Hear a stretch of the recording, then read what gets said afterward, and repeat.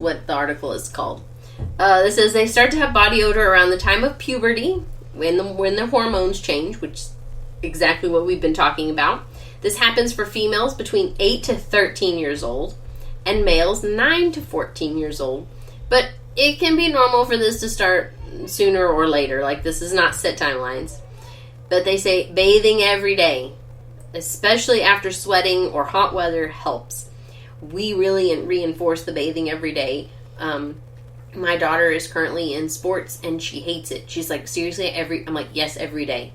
Every day you have to shower. Because even if you aren't currently playing in a sport or you didn't run in athletics, you still stink because you're a kid. And the bacteria on your skin will start to take over because you're warm, moist, all day. Yes. And if you're not rinsing off the flora, I guess. Yep. You want to make sure that they have clean clothes, clean socks, clean underwear, because kids are gross and they will totally recycle and reuse. Yes. The toddler's been trying to do that with his socks, and I'm like, just go get a fresh pair of socks. But if I turn them inside out. But he's like, well, I found these on the floor in the car, and I'm like, that doesn't mean we put them on. They have Cheeto dust on them. Yes, don't do that. Gosh, anything in my car is guaranteed dirty. Like, don't even play that. The amount of goldfish crumbs. Right. Don't judge me. Don't look at my car. They said deodorants can cover up the smell of body odor, but it's usually with like a fragrance. So they recommend antiperspirants that stop or dry up perspiration or sweat. And it says they do this by temporarily blocking pores where the sweat comes from. So that's kind of a cool tidbit, because I've never thought of it as the difference between deodorants and antiperspirants. I have to relook at the word to say it. Apparently I can't just say it. Antiperspirants, because I did not realize that one did more than the other. Like, I wear a deodorant stick. I know it says deodorant on it, but there are things on that same aisle in the store that say antiperspirants. I had a symptom of over-perspiring as a teenager when I hit puberty, when I was very young.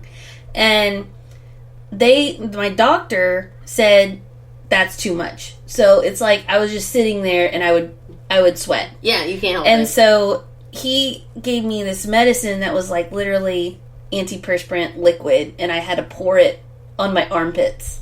Oh, you know, they can do that with Botox these days. Oh, well, this was a while ago. I don't want to tell y'all, but this was a little bit a while ago. It had to have been one of my sisters said something about, you can get Botox and it'll totally help with your pits. So parents said it's apparently an option. You can get Botox for your kids in their pits. I'm not personally doing that, but it's an option. It was suggested to me that it is an option. Only if it's an actual issue should you be seeking that kind of medical assistance. They're going to sweat more just because their hormones are going crazy. Yeah. Speaking of crazy, this wine is crazy good. It is. It's awesome. It's really good. I am a fan of it. I'm not a fan of Chardonnays. So, like, when we first started doing those wine tastings, they asked me, like, what wines I didn't like. At first, I didn't know. I was like, I don't like any wine.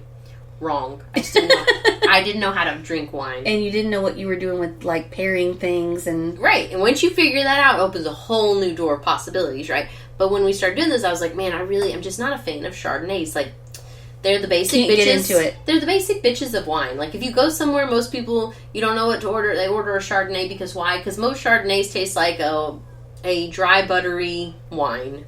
I don't know how else to... Sometimes they have a little bit of lemon. But I like this one. This one's really... This one's different. Full of flavor. This one's different. I've not had a Chardonnay that tasted like this, like, ever. And so I'm very impressed that they got so much flavor in it. I'm glad you get to say good things today instead of bad things about a wine. I know. I like this wine. And I'm not usually a fan of Chardonnays. So, cheers to Toasted... What are they, Toasted Heads? So if you do like Chardonnay, surely you'll love it. You should love this, because this shit's good. You know, you can almost drink this, like, as a dessert by itself, because it's got just enough sweetness. It's not a dessert wine. No, it's definitely not. It's definitely not that. But it has enough of a sweetness that you could totally sip this and watch TV in the evening or something, which is probably what I will do over the next few days, while I finish it off. Because let's be honest. I'm sure your husband's going to help. Oh, yeah. He usually drinks a glass with me. So, you know, that's nice. But it is good. I like it. And we toast y'all good luck. With your smelly teenagers. With your smelly teenagers. Yeah, I don't think these are the only ways we know how to help you survive this stage. The other option is leaving windows open at all times. Fans so that their air from their room does not come into your rooms. Like you blow a fan from their doorway and it stays like blowing the air back into their room, so they have to live in their own funk and their funk cannot escape. And there's so much more to like deodorizers and things now than there ever was, because when I was a kid it was like just hide it. It was like that old commercial when we were kids. There was like fish falling from the ceiling, and then they spray a bottle, and it's like flowers and fish falling from the ceiling. Yes, I remember that commercial because it was like a Febreze commercial, yes. right? Like where they take it's the like Febreze. When they first brought out like odor eliminators. Yes, and it's because, you know, it's like when you take a shit in the bathroom, yes. and you're like, I'm going to spray deodorizer after I've taken my shit, and now it smells like shitrus. Not citrus, shitrus. So, yes, exactly. You don't want that. You want to be proactive and fight the odor before it becomes an odor. And there's so many more options now than there ever have been. Yeah, I'm, like I said, carpet deodorizers with baking soda. They don't even have to be scented. Those can help your carpet in your teen's room. And it helps they gotta clean, I don't know. I say they gotta clean the room. My kids clean their own rooms. I'm not cleaning their rooms for them. And so they have to vacuum their own room. And so if they have to clean their room to vacuum their room, then they can definitely take the 5 seconds, sprinkle the deodorizer, watch a TV show while it sits, and then come back and vacuum it. Yeah. Like, I feel like they're completely capable at this age of doing these things. And so that's what we do to fight the odor in the bedrooms. You'll find what works for you.